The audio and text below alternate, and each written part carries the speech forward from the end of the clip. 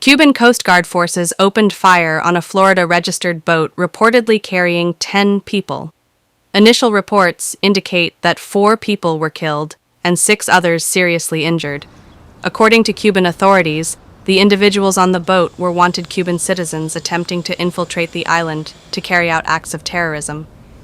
The government also stated that one of the wanted individuals, Daniel Hernández Santos, was reportedly sent from the U.S. to organize an armed attack, and he has confessed to a planned confrontation.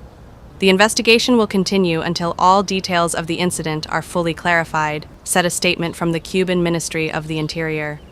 U.S. Secretary of State Marco Rubio told reporters that the U.S. government is investigating the incident and is committed to discovering the truth.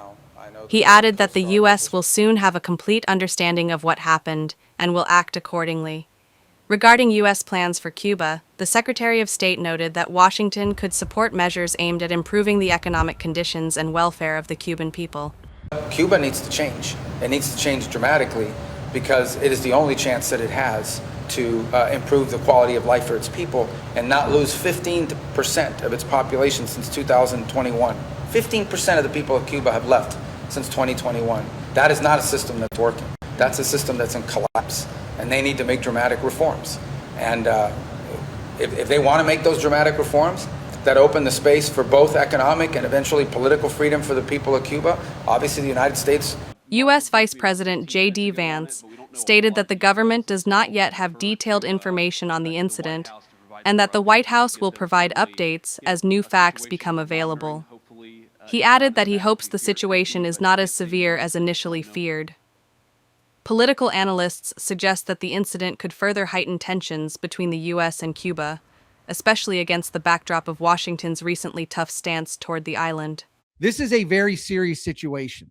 Opening fire on a U.S. ship during a time when the United States of America is preparing to overthrow the Cuban government. Remember, reports indicate President Trump has given his administration until the end of this year to overthrow the communist dictatorship in Cuba. They opened fire on a U.S. registered ship, engaged in a massive gunfight that left 4 people, possibly Americans, we do not know, dead, 6 more seriously shot up and wounded. There are conflicting claims regarding where the boat was struck. Some reports say it was within Cuban territorial waters, while others suggest it occurred outside the border.